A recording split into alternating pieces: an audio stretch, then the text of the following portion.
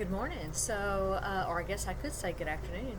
We're going to be looking at the meninges, composition of cerebrospinal fluid, different parts of the brain and their functions, things like the limbic system, and some other really kind of interesting things to learn all about the brain and the nervous system. Alrighty, so the cerebrum, this is the largest part of the mature brain. We've got two halves, or what we call cerebral hemispheres, that mirror each other, a right and a left. We've got a broad, flat bundle of axons, and we call that the corpus callosum that connects the two cerebral hemispheres together. We also, and these are just some different features, I should say, of the cerebrum. We also have gyri and sulci. Gyri are those ridges that you can see. They're just kind of the infoldings and curvatures which help increase surface area. And then the shallow grooves that go down where they go down or sink down in. I try to remember sink for sulci. Sulci sink in. All right, that helps you remember which is which. We call those sulci, of course. And so those help increase the surface area of the brain. So they're really very important. And so the shallow groove would be called a sulcus, but a very deep groove like this longitudinal fissure here is called a fissure. All right, and so that's just a differentiation in size, and so we use a different term for that. And so the longitudinal fissure here separates the cerebrum into a right or left hemisphere, or into both, I should say. All right. And so we also have a transverse fissure over here. It's a little harder to see, the transverse fissure there.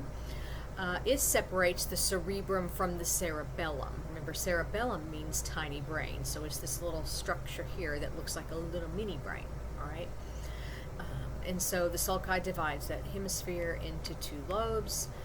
Transverse fissure, sulci in the cerebellum. So the colors here in this picture help distinguish the different lobes and hemispheres, and I would highly recommend printing off a blank copy of a brain and color coding it with a particular theme according to what each of these do, like the parietal or the frontal, cerebral cortex, those types of different things, because color coding helps you take advantage of the neural pathways and how your brain actually remembers things. And so you're associating what you're learning with a color, and the more associations you have, the easier it is for you to recall that. So the less work you have to do, which I know students like, right? You like to not have to work as much. So the less work that you have to do to study and learn this material, all right? So I went ahead and included this image from APR just to help you understand the difference between gyri and sulci. So gyri are the ridges or convolutions that come up. The sulci sink in, so sulci sink, remember? And so those are the grooves. All right, so we have some different lobes here. We've got 5 bilateral, meaning two-sided lobes, and actually one is kind of in the center, and so that's one of the hardest to remember to identify. We kind of forget about it. So we have the frontal lobe here, which is colored in orange, the frontal lobe. It's the anterior portion of each hemisphere, so we have right and left hemispheres, remember. Then we have the parietal lobe there in green, which is just posterior to the frontal lobe. And then we have the temporal lobe. Okay, the temporal lobe is in blue, and they have pulled it down here a little bit. It would normally extend over here, but they want you to see this insula, so they've pulled it down a little bit, but it would normally extend here. So we have the temporal lobe, which is inferior to both the frontal and the parietal lobes. So it's a little more here, which is of course associated with your temporal area. Then we have the occipital lobe. So if you'll notice that some of these have the same name as some of the bones that we learned in Anatomy 1. Frontal, occipital, temporal, all right? And then we have the insula, which is deep within, and that's this darker blue section here. Insula basically means island, all right? So this is deep within the lateral sulcus. And again, insula can sometimes be forgotten about or hard to see, so here's an APR image kind of helping you see where exactly that is located. All right, so what are some of the functions of the cerebrum? Well, it provides higher brain functions like interpreting impulses coming from sense organs, right? So if you touch a hot stove, you have sensors there that will come up sensory pathways, sensory neurons, and be brought through your spinal cord to the brain if it's not a simple reflex. And if it's a simple reflex, sometimes in the spinal cord to be interpreted. What do I do with that information? Well, your brain has to decide that that's a danger and you need to pull it away, or that's heat and you need to pull it away. All right, so that's what interpreting means in a very basic sense. It can also initiate voluntary muscular movements if I want to stand up. Okay, the cerebrum is where I'm going to make that decision and get myself to constrict those muscles in order to stand up. It also stores information as memory, and then of course information retrieval and reasoning are important parts that we are using as we are learning anatomy now. This is also where your intelligence and all the things that form your personality are situated. Your brainstem and cerebellum tend to deal with more basic life functions, which are just basic rudimentary type functions to keep you alive, but very, very important. All right, so let's look at the regions of the cerebral cortex. In other words, what is the purpose of these areas in the brain, or where are certain things like speech or language located in the brain? Why do you think that would be important? Why do we care where something is located in the brain? Think about that for a moment. Well, what if you have a stroke or a tumor in the brain, and you need to remove something, or something is affected? It can be used in both directions, so to speak. If someone has had a stroke, you can look at their symptoms and target the likely area of the brain that has been injured. If someone has surgery that needs to be done, you know to avoid certain areas so they don't lose their speech or lose their ability to move their legs and that type of thing. So this is really important to understand in these, and I just really find it very interesting myself as well. So we do have really many different techniques to study those specific functional regions of the cerebral cortex, kind of really going both ways, like I was just discussing, from both aspects of preventative or what caused this to happen. So medically, we use things like PET scans to give us images to watch different activity occurring during learning, so we can learn where that is situated, because that's where the neurons are actually firing. We can also study people who have, like I said, suffered from brain disease or injury. Researchers can stimulate the brain mechanically or electrically, and then watch what happens, and observe the sensation in certain muscles or in certain sensory or motor areas, or define certain sensory and motor areas, I should say. The cerebral cortex is 2 to 5 milliliters of gray matter. It's a thin layer forming the outermost part of the cerebrum.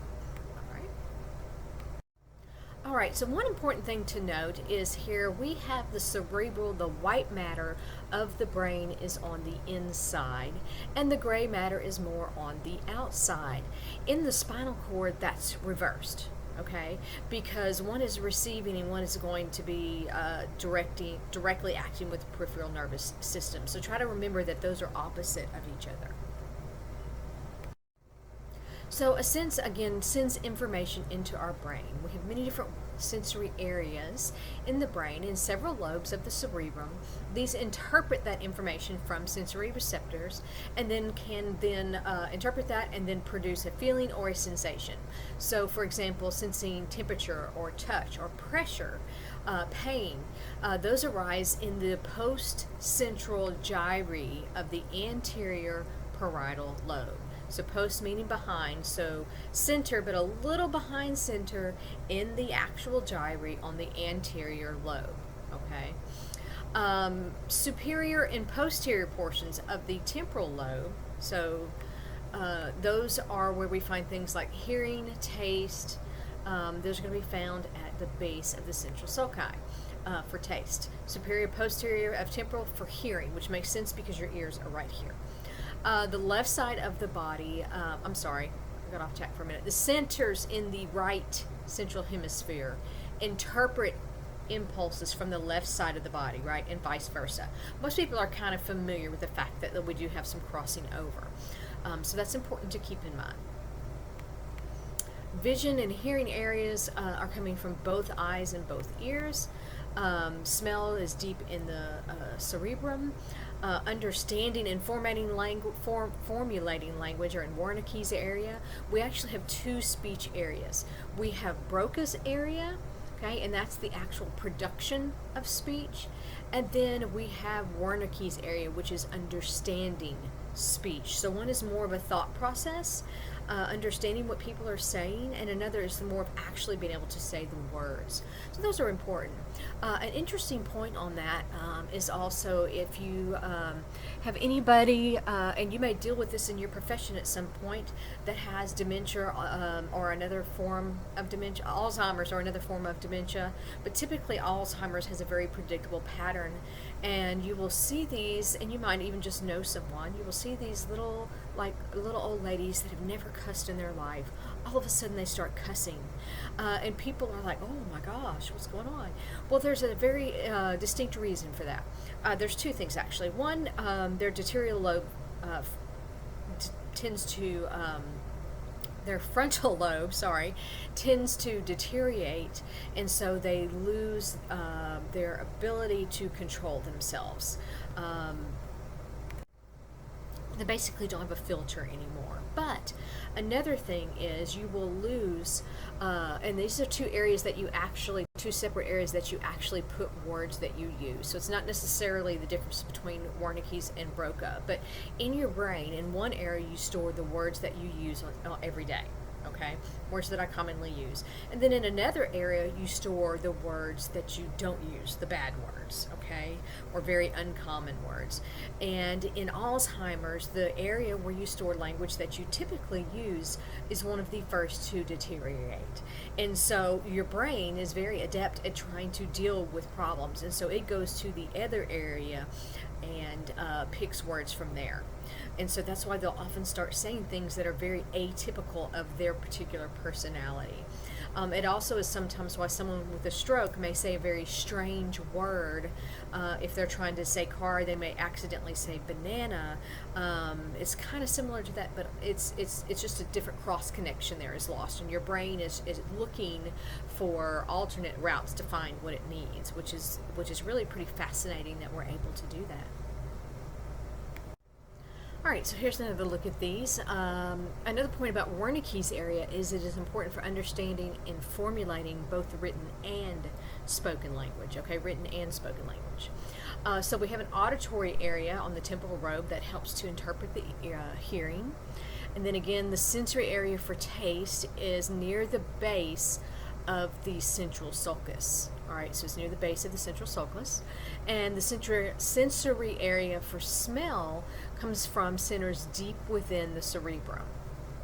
Of course, it has to come in through here, the chemicals, and then be interpreted about what that smell actually means. So these are some of the weirdest pictures to me. I forget what the names of the homunculus, actually, I think is what these are called. They're really weird, but they do make sense if you take a look at them.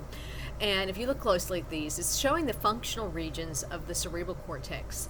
Motor areas that control voluntary muscles, sensory areas that are involved with cutaneous sensations and other senses. And so it's basically a little map of the brain, and you can see we're basically just looking at this little area right there. And so it's got a picture, like here's the tongue and the pharynx, and there's a picture of it right there. And so that is the area in the front of this here, of the yellow section, that controls that. Swallowing is going to be in front of that in the more reddish or orangish section. All right, and so it has speech and vocalization right here, which is going to be a little more towards the red section there, and so that's a motor area, so that's going to be the actual physical movement. And so you can kind of see where each of these sections is located in the brain. So association areas are not just sensory or motor, They work together and with other parts of the brain. So when we talk about things, we kind of simplify them, but it's really much more complex than that. And there's really a lot we're still learning and studying. So these areas analyze and interpret sensory experiences. They provide memory, reasoning, verbalization, judgment. They're responsible for, partly responsible for emotions. These are widespread throughout the cerebral cortex, and they interpret all of these things that we were just talking about. All right, so they interpret those, and then we're able to initiate a response to those particular things. So the frontal lobe acts to do things like provide executive function, which is like higher level thinking tasks, like concentrating or complex problem solving like math, or if you're at a job and you're trying to figure out how something goes together, or even mechanically. They can control emotional behavior and awareness of consequences of behavior. So people with frontal lobe injuries sometimes are not able to control their impulses, which ties back to what I was telling you about people with Alzheimer's when they lose that impulse control. Or brain injuries, that's also an issue. The parietal lobe helps interpret sensory information. It helps you to understand speech and choose those appropriate words. Awareness of your own body parts, and also forms of different objects. So this is why a lot of times when you stare at something long enough, it starts to become something you recognize. So it may be a blob, but your face kind of kind of fills in the spaces, and then suddenly you'll see it's a face. All right, or those pictures that are kind of like two in one, and you're looking. First you'll see an animal, and then you'll look and you'll see two people looking at each other. Your brain is very adept at filling in the gaps and trying to make sense of things. Your temporal lobe interprets complex experiences, helps you understand speech. This is where reading, part of where reading occurs, and helps to store visual memory and patterns. And then the occipital lobe is where we have visual centers. This helps you to analyze visual patterns and combines those together with some sensory information, like if you when you recognize another person, because you have to see the person, then you also have to pull that from memory. Okay, so there's several areas involved in many tasks. All right, so the primary motor areas are found in the precentral gyrate of the frontal lobe, and they control voluntary muscles. Broca's area, which is the motor speech area, is in the frontal lobe, generally on the left hemisphere. Now, everybody's brain is not mapped out exactly the same. There are definitely differences, but it's anterior generally to the primary cortex. Okay. Broca's area, you can see that primary motor speech area. That's right here. Broca's area is right there. All right, so the primary motor area, this also is going to control, remember, in the precentral gyrate of the frontal lobes, it's also going to control muscles involved in speech, mouth, your tongue, larynx, those types of things. So Wernicke's area comes into play when you decide what you want to say. Broca's area then initiates the muscle reactions required to actually physically speak. If you have an injury to Broca's area, you might not be able to understand you might be able to understand what somebody's saying, but then you can't necessarily respond out loud. We've got the frontal eye field here as well. It's above the motor speech area, and it controls voluntary eye movements. So if I wanted to wink at you, all right, then I would be using the frontal eye field, which is above Broca's area.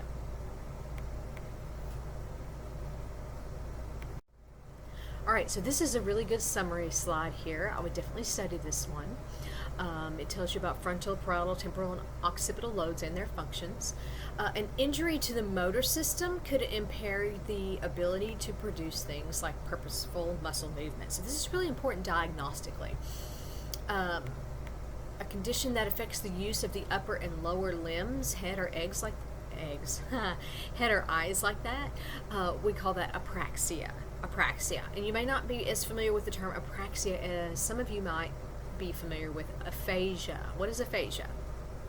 Well, if you said something involving not being able to speak or disrupting speech, you are correct. So those are terms that are important to understand medically. So we're going to talk about dominance, but I want you to keep in mind that dominance is partially true, but we're understanding things are way more complicated than that. So I believe I gave you a link on the TED Talk about that. If not, and you're interested in it, let me know and I'll throw it on here. Because we have learned, we used to be very, very strict in saying you're right or left brain, and truthfully, nobody's really completely right or left brain. All right, but we're going to go ahead and look at what some generalizations for that is. All right, so both cerebral hemispheres. Sorry about that. Both cerebral hemispheres participate in basic functions like analyzing sensory impulses, controlling motor muscles, and storing memory. However, one side is typically a little more dominant for some functions than the other. Okay. True dominance of one sphere is actually more of a myth, though. Remember that. Okay. You can look up on YouTube right versus left brain myth if I haven't given you that link. All right. So, dominant hemisphere controls typically speech, writing, reading, verbal, analytical, computational. Non-dominant is going to be more non-verbal, motor, understanding and interpreting music, providing emotional and intuitive thought processes, that type of thing. So this when we talk about right brain versus left brain and personality, that's where some of this comes from, but we have learned it's really just not this simple. Alright, so memory, this is really important for you guys because in anatomy you have a lot of memorizing to do, and I bet you do in your other classes as well. Memory is a consequence of learning, alright? Learning is the acquisition of new knowledge.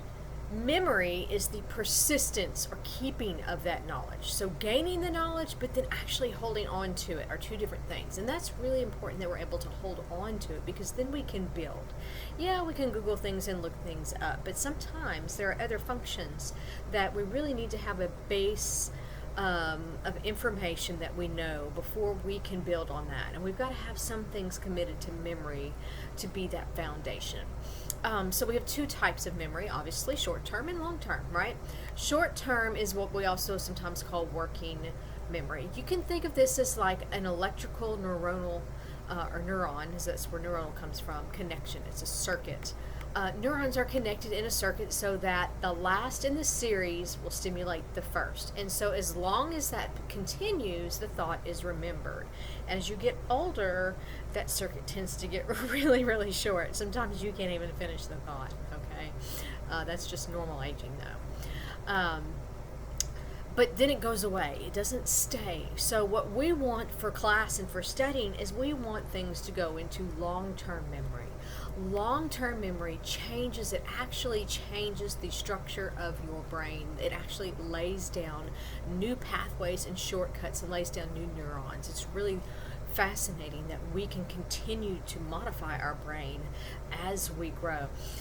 So long-term memory changes the structure or function of neurons in ways that enhance what we call synaptic transmission. Okay, basically, like I said, we make new connections. The more connections we make, the easier it is to find something. And so that's why I really try to reiterate to you over and over to use color coding. Try to associate new information with old information. Review your anatomy 1 things as we are going through them and how they tie together. Because that's going to help you make those connections. The more connections you make, the easier it is to learn. This is why I also harp on reading over your notes every day. Spaced repetition is the most effective way to learn something and put it into long-term memory. And it also will shorten the amount of time that you have to work at memorizing something. Short bits of studying far better than a cram the night before, because when you cram the night before or a few hours before, you're only putting it in short-term memory. You're not actually learning it. Then when you need it again, you're not going to have it, and you are going to see this information again. All right, so we have basal nuclei, which can also be called basal ganglia. Remember, ganglia is a gang of neurons, a little cluster of neurons. But this is actually gray matter in the cerebral hemisphere. We have three portions that develop from the anterior portion of the forebrain, and that is the caudate nucleus, the putamen, and the globus pallidus. All right, these work to produce a neurotransmitter that we call dopamine, and dopamine is often one of those feel-good chemicals we talk about. But these neurotransmitters also can have other functions. All right, so the neurons of basal nuclei interact with other areas like the motor cortex, thalamus, and the cerebellum to help facilitate voluntary movement. One application of this, and I want you to be sure that you go and watch this video because there could be test questions over this, deals with Parkinson's. And Parkinson's is a movement disorder, and this has to do, or the origins of this have to do with the degeneration of basal nuclei. So they basically start to deteriorate. So understanding the anatomy helps us to, one, prevent, or two, treat, three, recognize the symptoms of certain disorders. So this kind of stuff is really important. It's kind of hard sometimes in this unit to really dig in and get into some of this stuff, but if you can think of it from a clinical aspect, that may help you. All right, next we have the diencephalon. This develops from the posterior, the back side of the forebrain, not all the way back here, but of the forebrain. It's located between the cerebral hemispheres and is just above or superior to the brain stem. It is located, it surrounds or lateral to the third ventricle, and it is composed mostly of gray matter. This is where the thalamus and hypothalamus are contained. We also have some other parts here, optic nerve tracts and the optic chiasma, which is that X particular looking shape, where the fibers cross over. Then we have the infundibulum, and that is a conical process. And so this word, infundibulum, don't confuse, that is a descriptive word. You also have infundibulum in some other places. So we want to say the infundibulum of the diencephalon. So it is a cone-shaped process behind the optic chiasma, and that is where the pituitary gland attaches. Then we have that posterior pituitary gland, and that hangs from the floor of the hypothalamus. I think pituitary peanut because it's very small, but it has a lot of impact. All right. Then lastly, or not lastly, but second to last, we have mammillary bodies. These are rounded structures behind the infundibulum, and then we have the pineal gland, and that forms a cone-shaped projection from the roof of the diencephalon. And you can see on this diagram here, I've highlighted some of the important structures here in red. You can see we have the optic chiasma where it crosses over here, and then the optic tracts. The pituitary gland I've kind of covered up. You can kind of see it right there. It's in gray right here. You've got the pineal gland below that, and then you can see the thalamus. So I'm seeing lots of funny looking pictures where this recording is freezing when it starts for me, but not much I can do about that. All right, so the thalamus, let's talk about that a little bit more. This is a major portion of the diencephalon, and it's basically a selective gateway for sensory impulses. So sensory impulses go in through here from other parts of the nervous system to the cerebral cortex. It receives those impulses and then sends them to the appropriate place of the cortex for interpretation. All regions of the cerebral cortex are able to communicate with the thalamus. So it's kind of a regulator, if you want to think of it that way. It synchronizes these action potentials so that it can transmit sensory information. Next we have the hypothalamus, and it has nerve fibers that connect there are nerve fibers that connect the hypothalamus to the cerebral cortex, the thalamus, and other parts of the brainstem. It helps to maintain homeostasis, that constant internal environment, by regulating things like our visceral activities. And it links the nervous and endocrine systems together because those are integral to work together. The hypothalamus regulates things, really important things like your heart rate, arterial blood pressure, body temperature, water and electrolyte balance, hunger and thirst, movements of glandular secretions from your stomachs and intestines. It produces neurosecretory substances for the pituitary gland. It helps regulate sleep and wakefulness. So it's a small little thing, but it has a big job. Very important. All right, so I included this image here because I want you to see thalamus is here, and hypo means below, is right there. Very small portion, but has a really big, important job. All right, so the limbic system. Structures in the region of the diencephalon are very important in controlling your emotional responses. Parts of your cerebral cortex in the medial parts of the frontal and the temporal lobes connect with your hypothalamus, thalamus, basal nuclei, and some of the other deep nuclei. These structures form a complex we call the limbic system. The limbic system is formed by those complex things that we just discussed, and I'll repeat those. Hypothalamus, thalamus, cerebral cortex, basal nuclei, other nuclei, and it controls the emotional experiences and expressions. So this can change a way a person acts, produce feelings like fear, anger, pleasure, sorrow. It reacts to life-threatening situations by causing unpleasant feelings about experiences that can guide behavior in order to increase chances of survival.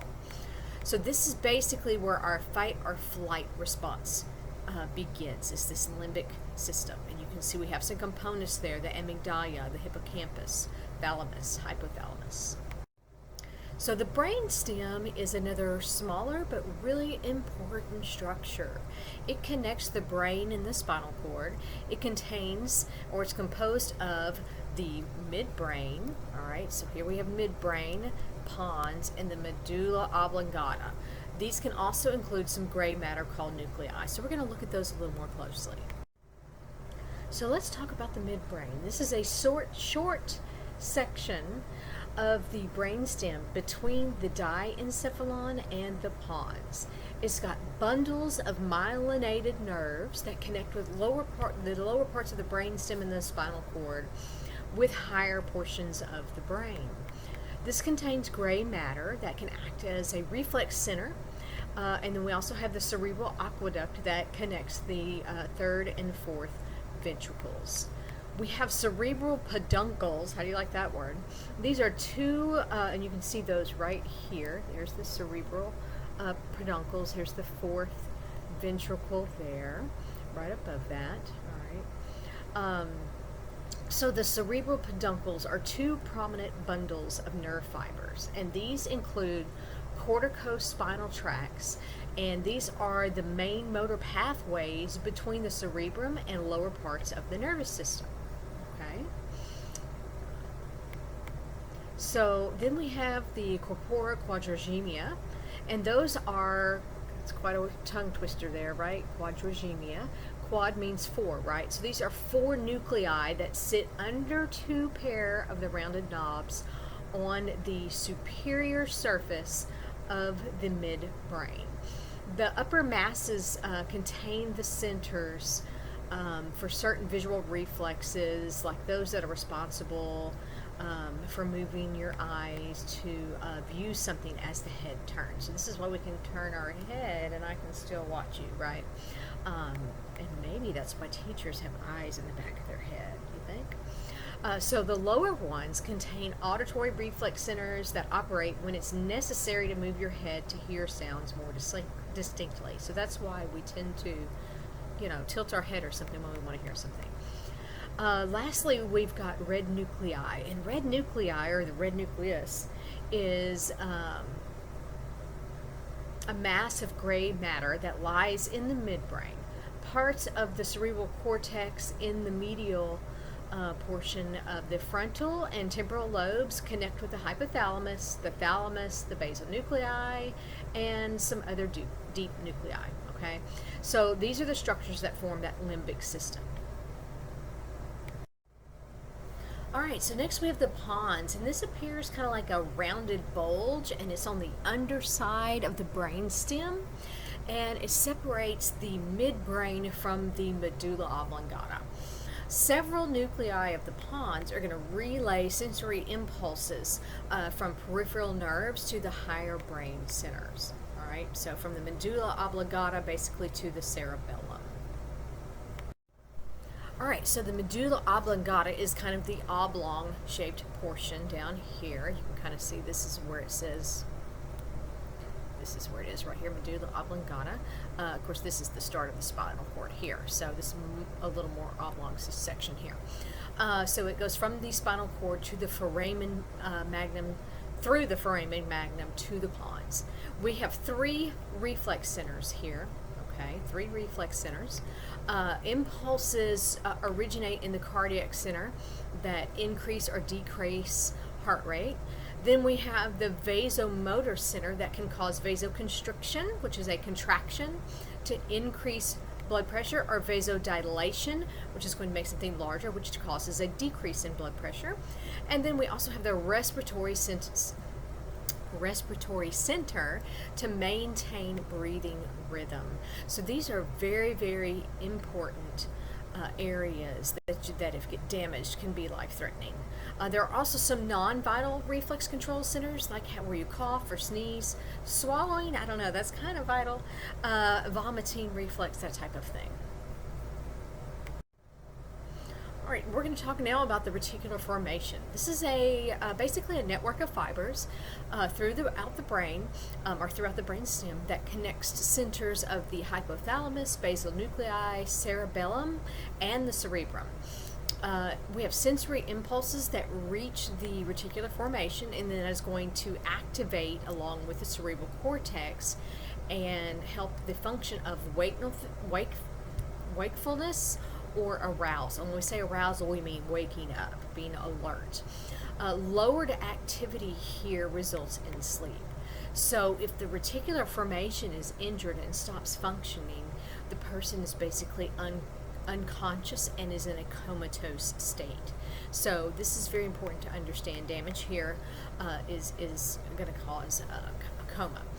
A vegetative state is a state where a person can be occasionally awake, seem awake, but they're not really aware. That's a vegetative state. So they appear aware, but they don't respond to stimuli. So these people can move, but they're not really aware of self. All right, so that's a little bit different than comatose. So to finish up this section, we're going to briefly talk about sleep. Two types of sleep. We have slow wave, and then we have rapid eye movement. Slow wave is also sometimes called non-REM. Slow wave is restful, and this is a dreamless stage, do not dream, and you have 4 stages that can range from light to heavy. It usually lasts typically 70 to 9 minutes for this stage. REM is what we call paradoxical sleep because some brain areas are still very active. This lasts 5 to 15 minutes. This is very important sleep. Some drugs can interfere with REM sleep, like marijuana and alcohol. You have an alternation that occurs between slow wave and REM. You alternate throughout the night. And of course, dreaming does occur in REM sleep. So, all right, that's the end of this section.